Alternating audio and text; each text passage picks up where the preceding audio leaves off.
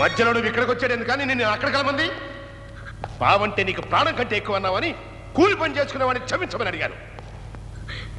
రంగనాయకు బావని ఎక్కడెక్కడో వెతికి ఎంత కష్టపడి తీసుకొచ్చాను తెలుసా నీకు? ఎందుకే ఎందుకో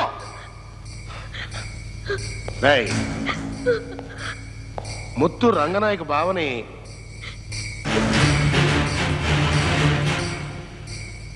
రంగనాయక బావని ఎందుకు కొట్టాడు రాడు? ముత్తుకి మాడరానివ్వదంట తాటికూలోడనే. అంతేకాదండి, దానికి మటుకు ముత్తు అంటే ప్రాణం అండి, అందుకు అయ్యండి. ఈ నిజం ఎందుకు దాచావురా? లోగడ పనోడు గురించి చెప్పినందుకు కొట్టారు కదండి, అందుకే దాని గురించి చెప్పలేదండి. నా దగ్గర దాచావు సరే, నీ యజమాని దగ్గర ఎందుకు దాచావురా? ఇది నీ జీవితానికి మంచి అవకాశం. కట్టు కథలు కట్టి నీ యజమాని నమ్మించు.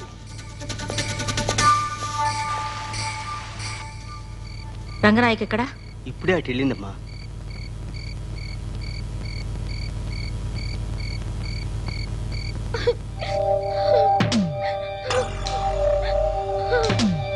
అసలు ఇప్పుడు ఏం జరిగిందని ఏడుస్తున్నావు? నాకు మా బావ గురించి తలుచుకుంటేనే భయం వేస్తోంది. ఇప్పుడు నేను ఇక్కడ ఉంటున్నానని కూడా తనకు తెలిసింది. ఊరుకోడు, తప్పకుండా వస్తాడు. ఆయన గురించి నాకు తెలుసు. ఏదో ఒక రోజు ఎవరినో ఒకటి తీసుకొచ్చి ఖచ్చితంగా తాళి కట్టిస్తాడు తెలుసా? నువ్వు అన్నది జరగదు రంగనాయ్. నా మాట విను. నువ్వు కాకుండా ఎటువంటి రాజకుమారుడు వచ్చినా సరే అతను నా కంటల్లో కట్టేది తాళి కాదు, పొరితాడే అవుతుంది. అర్థం లేని మాటలు మాట్లాడు రంగనాయకి. నేను నిన్ను పెళ్లి చేసుకోనంటున్నానా? నేను చెప్పేది విను. నీకంతా తెలుసు. నాకు తల్లి, తండ్రి, గురువు, దైవం సర్వం మన అమ్మగారు చిన్నబాబు గారే. యజమాని పెళ్లి కాకుండా పనులను ఎలా చేసుకున్నావు? అబ్బా, యజమాని యజమాని యజమాని, ఎప్పుడు చూసినా యజమానేనా? జీవితాంతం ఆయన పెళ్లి చేసుకోలేదనుకో, మనం పెళ్లి చేసుకోకుండా ఉంటావా? రంగనాయకి నా మాట విను. నన్ను తాకు. చూసారయ్య గారు, ఆ అమ్మ వద్దు వద్దు అంటుంది, ముత్తు సంపెత్తనంటున్నాడు.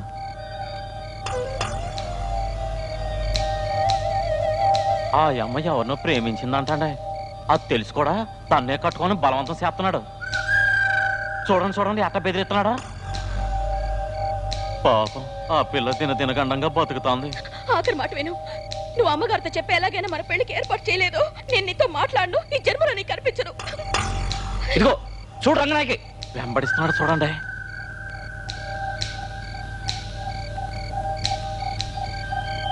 ఇదే కాదండి, ఇంకా చాలా ఈసయాలు ఉన్నాయండి. తమరుప్పు తింటూ తమరికే ద్రోహం చేస్తున్నాడని తెలిసి తట్టుకోలేకపోతున్నానండి. చెప్తే ఏమనుకుంటారని. ఏమనుకున్నాం? తమకి నాటకాలంటే ఇట్టమని సొత్తు అంతా నాటకాలకే దారబోతున్నారని అమ్మగారికి చెప్పి సగం సొత్తు ఆడిపేర రాయించుకున్నాడు అయ్య గారు. తమరికి నీళ్ళ ఉంటూనే ఎన్ని పొడిచాడు చూసారా?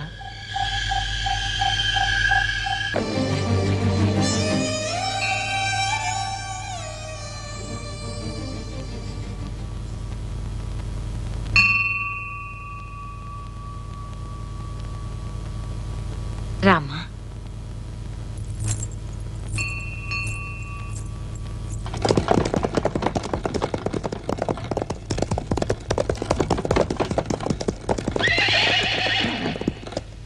ముత్తు లేకుండా ఇవి ఇక్కడికి వచ్చినాయి ఏమిటి? రా.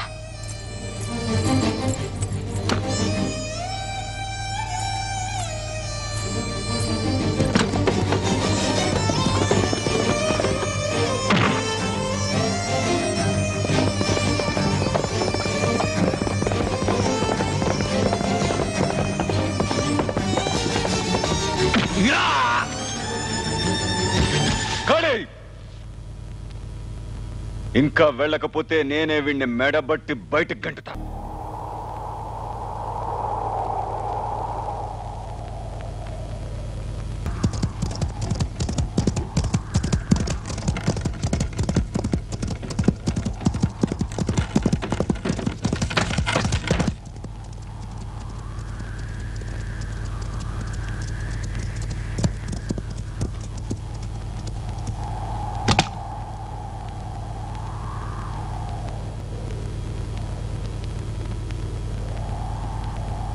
ఏమిటి అలా ఉన్నారు? ముత్తేడి. ఏ చలపతి, రైట్. ఏం జరిగింది? ముత్తేడి చెప్పరా? మొత్తుని అయ్యగారు వెళ్ళగొట్టారమ్మా.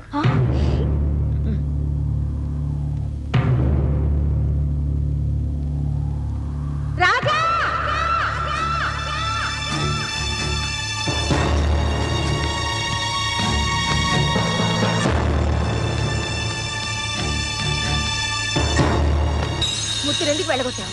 ఎందుకు వెళ్ళగొట్టావు? దేనికి వెళ్ళగొట్టావు? చెప్పరా? పని కొట్టే హక్కు నీకు ఎవరిచ్చారా? చెప్పరా? చెప్పు, చెప్పరా? ఎందుకు వెళ్ళగొట్టావు? అమ్మా, నన్ను అమ్మ అని పిలవకు. ముత్తుని వెళ్ళు అన్న ఆ నోటితో నన్ను అమ్మ అని పిలవకురా. ముత్తు ముత్తు ముత్తు సొంత బిడ్డ కన్నా నీకు వాడే ఎక్కువైపోయాడా? అవునరా, నీకన్నా వాడే నాకెక్కువ. వాడి నిజ స్వరూపం గనక నువ్వు తెలుసుకునుంటే ఇలా మాట్లాడేదాన్ని కాదు. నీకేం తెలుసురా ముత్తు గురించి? రంగనాయకుని నేను ప్రేమించానని తెలుసు కూడా ముత్తు కావాలని రంగనాయకుని చేసుకోవాలని పట్టుబట్టాడు, తన్ని బెదిరించాడు. అది నేను నా కళ్ళలో చూశాను.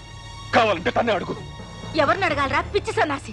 నేనంటున్నాను, రంగనాయకి నిన్ను ప్రేమించట్లేదు, ముత్తుని ప్రేమిస్తోంది.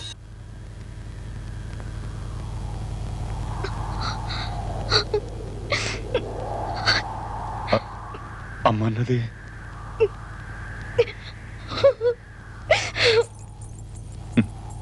వాడు నన్ను నిన్ను నమ్మించి మోసం చేశాడు అనుకున్నాను. రంగనాయకుని మోసం చేశాడు. ఏం మోసం చేశాడు? ఏమీ తెలియనట్లు మాట్లాడుకో. నా గురించి ఏమేమో చెప్పి నిన్ను నమ్మించి మన ఆస్తిలో సగం వాటా రాయించుకోలా? నోరు వీరా, మోసం చేసింది ముత్తు కాదురా, మనమే వాడిని మోసం చేశాం. వాడి సత్తేరా మనం కూర్చుని తింటున్నావు. ఈ ఇంట్లో తిరిగి కాలు పెట్టే అర్హత లేదని నువ్వు వాడిని గెంటేశావు. మనకేరా ఇంట్లో ఉండే అర్హత లేనిది. ఎందుకంటే ఈ ఇంటికి హక్కుదారుడే వాడురా. వాడి భిక్షేరా ఇవాడు ఈ జీవితం. ఈ ఇంటికి మొన్న మధ్య బాగా గడ్డం పెరిగిన ఓ పెద్ద ఆయన వచ్చారే, వారి గురించి విన్నావా ఎప్పుడన్నా? ఒక కాలంలో ఎలా బతికిన వారు చెప్పనా?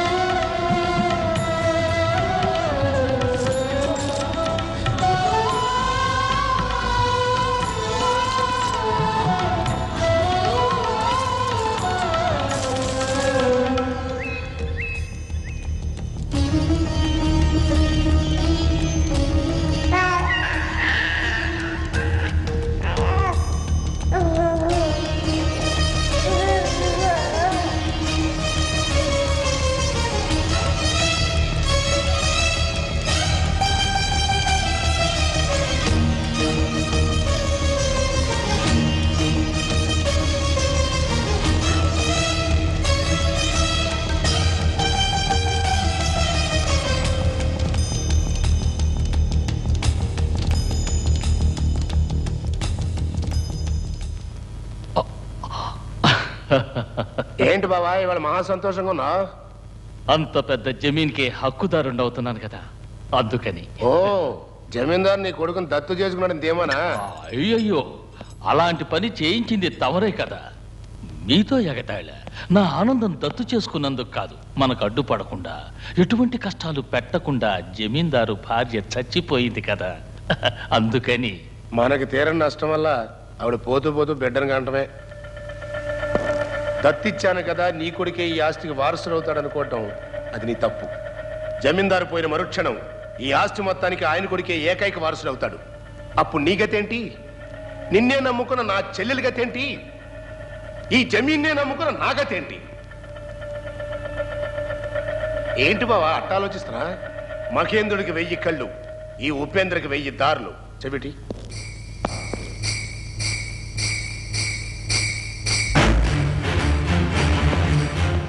బావా, భద్రం పత్రం.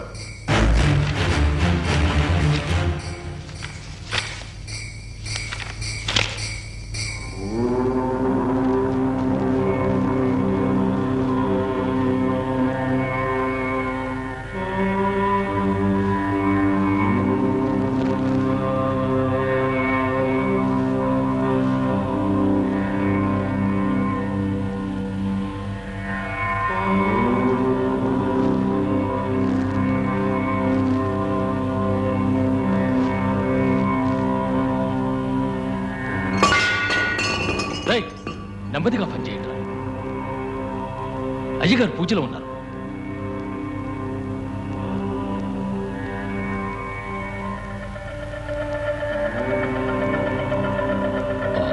ఆనవాయితీగా మీరు చేస్తున్న ఈ సామూహిక వివాహాల తర్వాత దంపతులకి ఈ స్థలాల పత్రాలు ఇవ్వాలన్నారు. వీటి మీద సంతకాలు చేస్తే మిగిలిన వ్యవహారాలు చూస్తాను. దివాన్ వారు ఈ పనుల మీదే బయటికి వెళ్ళారు.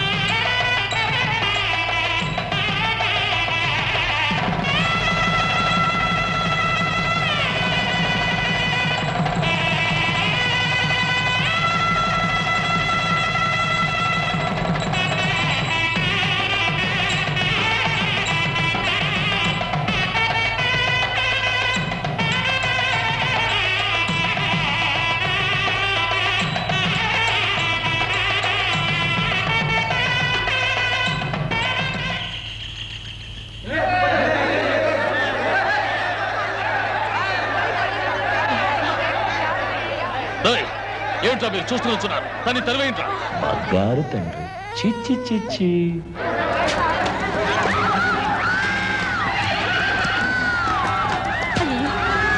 చెప్పండి ఏమండి, జమీందారు గారు తెలిసే కొంపలు అంటుకుంటాయి. వద్దరండి. ఏమండి ఏమండి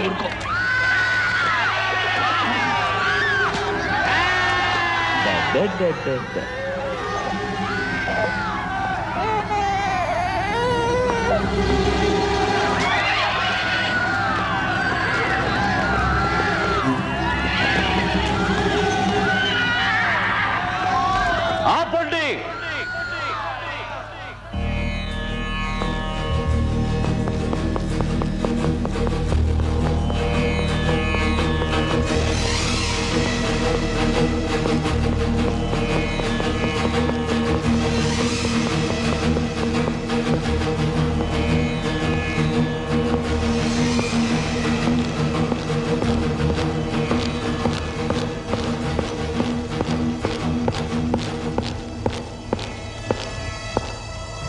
ఏం జరిగింది? ఎందుకు కొడుతున్నారు? అయ్యా, దానంలో సాక్షాత్తు కర్నూలు లాంటి వారు. అటువంటి మీకు ద్రోహం జరుగుతుంటే చేతులు కట్టుకు చూస్తూ ఉండలేకపోయాం. ఈ నిజం తమకు చెప్పడానికి వస్తే లోపలికి రానియకుండా కొట్టి తరిమేస్తున్నారయ్యా. నాకు ద్రోహమా? ఏమంటున్నారు? తరతరాలుగా ఆనవాయితీగా వివాహం నాడు మీరందరికీ ఇచ్చిన స్థలాలేవి చెల్లవని చెప్పారయ్యా. ఏ ఆ స్థలాలేవి తమర పేర్లో లేవంటయ్యా.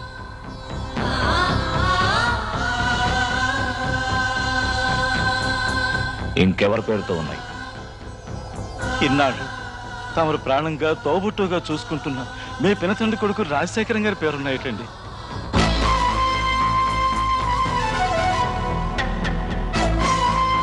అంతే కదండి అయ్యా, ఇంకా ఎన్నో అన్యాయాలు జరుగుతున్నాయండి అయ్యా. తమరు పేదోళ్ళకి ఇచ్చేది ఒక్కడు కూడా సవ్యంగా వచ్చి చేరటం లేదయ్యా. ఇక మా వల్ల ఎటువంటి తప్పు జరగదు.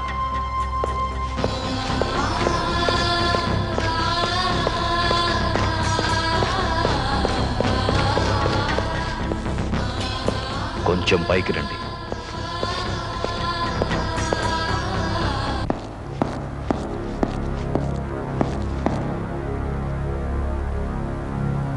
దివాన్,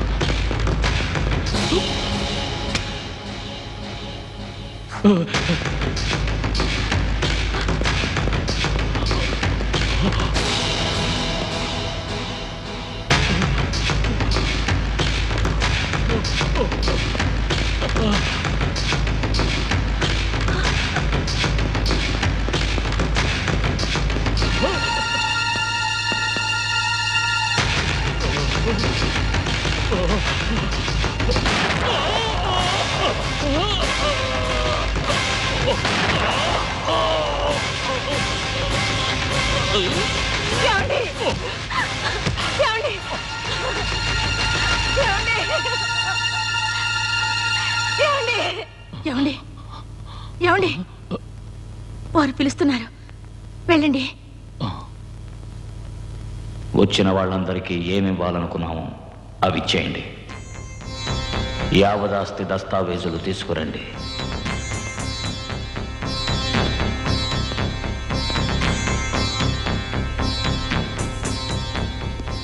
రాజశేఖర్, ఏనాడు మిమ్మల్ని మా పినతండ్రి కొడుకు అనుకోలేదు, మా తోడబుట్టిన తమ్ములు అనుకున్నాం. మీరు ఈ విధంగా చేసుండకూడదు. మీకేం తక్కువ చేశాం? మాకు వారసులు లేరని మీ కుమారుణ్ణి దత్తు తీసుకున్నాం. విధి విలాసం, ఆ దేవుడి లీల. నా యొక్క శ్రీమతి ఆ మహా ఇల్లాలు పోతూ పోతూ ఓ వారసుని అందించి వెళ్ళిపోయింది. ఇచ్చిన మాట, చేసిన ధర్మం తిరిగి తీసుకునే అలవాటు మా వంశ పారంపర్యంలోనే లేదు. ఏనాడు వంశాంకురం పుట్టాడో ఆనాడే ఈ యావదాస్తిని నీ కొడుకు పేరున రాసి ఉంచాం.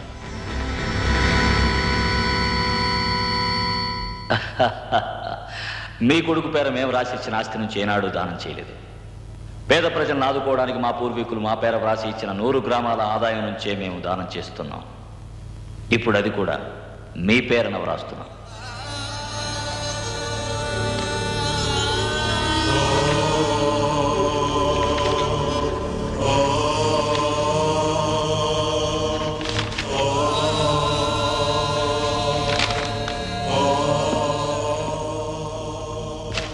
ఇది నీ బిడ్డ పేరును వ్రాసిన సొత్తు. ఇది జనవాహిని సొత్తు.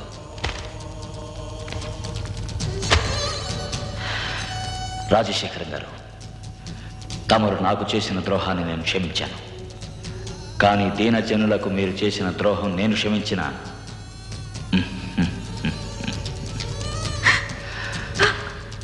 పోతున్నాను. ఆగండి, ఎక్కడికి వెళ్తారు? లోకం ఎంతో విశాలమమ్మా.